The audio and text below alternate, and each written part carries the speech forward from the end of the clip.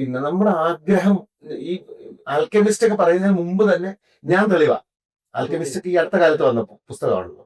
ഞാനൊരു എനിക്ക് തോന്നുന്നത് ഞാനൊരു 8ാം ക്ലാസ് മുതൽ എന്റെ ആഗ്രഹം ടി വിയിൽ അവതാരകനാവാന്നുള്ളത്. അത് അമുൽ സുരഭി എന്ന് പറഞ്ഞൊരു പ്രോഗ്രാം, അതിലെ അവതാരകര്. പിന്നെ അന്നു കപൂർ മേരി ആവാസ് സുനു എന്ന് പറഞ്ഞിട്ട്, എനിക്ക് അറിഞ്ഞൂടാ അത് കണ്ടിട്ടുണ്ടോന്ന്. സുനീതി ചവാനും നമ്മുടെ പ്രദീപ് സോമസുന്ദരും ഒക്കെ ആ എപ്പിസോഡിലാണ് വിന്നറായിട്ട് വരുന്നത്. ഈ മ്യൂസിക് റിയാലിറ്റി ഷോ അന്നു കപൂർ എന്ന് പറയുന്ന മനുഷ്യൻ ചെയ്തിട്ടുള്ളത് അന്ന് ഒരു മനസ്സിൽ പതിഞ്ഞ മുഖം അന്നു കപൂർ. പിന്നീട് അന്നു കപൂർ നമ്മുടെ സവർക്കറായിട്ട് നമ്മുടെ കാലാപാനി സിനിമയിൽ സവർക്കറായിട്ട് അഭിനയിച്ച അന്നു കപൂറ. ഈ അവതരണത്തിന് ശേഷമാണ് പുള്ളിക്ക് ഒരുപാട് ഓപ്പർച്യൂണിറ്റീസ് കിട്ടിയത്. കാരണം അത്ര അസാധ്യമായിട്ടാണ് പുള്ളി ആ മേരി ആവാ സുനു എന്ന് പറയുന്ന പ്രോഗ്രാം ആങ്കർ ചെയ്തത്.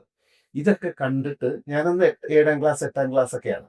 അപ്പൊ ഞാൻ എന്റെ വല്യമ്മയുടെ വീട്ടിൽ പോയി നിൽക്കുന്ന സമയത്ത്, എന്റെ വീട്ടിൽ സ്വന്തമായിട്ട് ടി വി ഇല്ല, വല്യമ്മയുടെ വീട്ടിൽ പോയി നിൽക്കുന്ന സമയത്താണ് ഈ മേരി ആവാസിനെ കാണുന്നത്. അങ്ങനെ അതിൽ അഡിക്റ്റ് ആയിട്ട് ഞാൻ 8ാം ക്ലാസ് മുതൽ എന്റെ ആഗ്രഹം അവതാരകനാവാന്നുള്ളത്. എനിക്ക് ഏറ്റവും ഇഷ്ടപ്പെട്ടപ്പോ ഞാന് നിങ്ങളെ ഓരോരുത്തരും നമുക്ക് ഫോളോ ചെയ്യാനുണ്ടാവും. ഒരുപാട് ആൾ നോക്കുമ്പോ പണ്ട് മുതലേ കണ്ടുവരുന്നുണ്ട്. ചിരിയുണ്ട്, ശബ്ദത്തിന് ഭയങ്കരമായിട്ടുള്ള മിക്സിംഗ് ഉണ്ട്, സംസാരിക്കുന്നതില്. ഇതൊന്നും മനഃപൂർവ്വം കൊണ്ടതല്ലേ?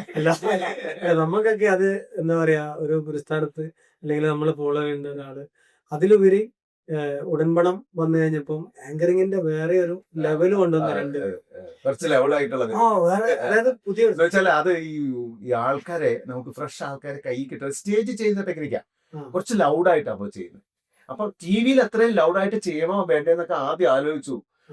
പിന്നെ പടകരക്കാരെ എന്നുള്ള ഉറക്കമുള്ള വിളി.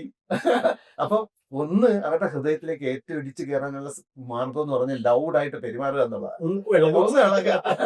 ഒട്ടകക്കാരെ എന്ത് തന്നെയാണോ എന്നുള്ള തോന്നൽ അവർക്കുണ്ടാവും. അതിനകത്ത് ഇപ്പൊ ഒരു സംശയം വരുന്നത്, ഇന്നത്തെ ഒട്ടുമിക്ക ഫീമെയിൽ ലാംഗ്വേജും ഈ ഒരു സംഭവം ഫോളോ ചെയ്യുന്നുണ്ട്. ഹലോ കോഴിക്കോട് അല്ലേ? അതിനുശേഷമാണ് എല്ലാരും ഒന്ന് ഉണരാൻ തുടങ്ങിയത്. മറ്റേ സൈലന്റ് ആയിട്ട് ടിവിയിലൊക്കെ പറയുന്നത് പോലെ ഒരു പേടിയോട്. ടിവിയിൽ അത്രയും ലൗഡ് വേണം നമ്മളും പലവട്ടം ആലോചിച്ചു. ടിവിയിൽ കൊണ്ടുവന്ന ഇതിന്റെ സംവിധായകൻ അബ്രഹാം ചന്ദ്ര ചോദിച്ചു ഇത്രയും ലൗഡ് ആവണോന്ന് ചോദിച്ചു. പക്ഷെ അത് കിട്ടി, അത് ഏറ്റെടുത്ത്, അത് ഭയങ്കര ഹിറ്റായില്ലേ. ഇതുവരെ എല്ലാരും ഇപ്പൊ അത് എവിടെ വരെ എത്തിയെന്ന് വെച്ച് കഴിഞ്ഞാൽ, ഇപ്പൊ നമ്മള് ഒരു റീൽസ് ചെയ്യുമ്പോൾ ഞാനിപ്പോ നിൽക്കുന്നത് ഇന്ന സ്ഥലത്താണ്, അല്ലെങ്കിൽ ഇവിടെ ഇന്ന സംഭവം ഉണ്ട്, ഇങ്ങനെ പറയുന്നവരുണ്ട്. പക്ഷെ ആളുകൾ കാണുന്ന എന്താ അറിയോ, ഞാനിപ്പോ ഉള്ളത് ഇന്ന സ്ഥലത്ത്, ഇവിടെ അത് കേൾക്കുമ്പോൾ തന്നെ നമ്മള് ശരിക്കും എനിക്ക് തോന്നുന്നത് അങ്ങനത്തെ ഒരു ലൗഡ് പരിപാടി ഞാനും മാത്രം കൂടെ പിടിക്കുന്നതാന്ന് തോന്നുന്നു. തുടക്കമിട്ടതാണ്. ഞാനും ആരും മുമ്പ് അങ്ങനെ ചെയ്തിട്ടില്ല. ഞാൻ സ്റ്റേജിൽ നമ്മളൊക്കെ ചെയ്യാറുണ്ട്.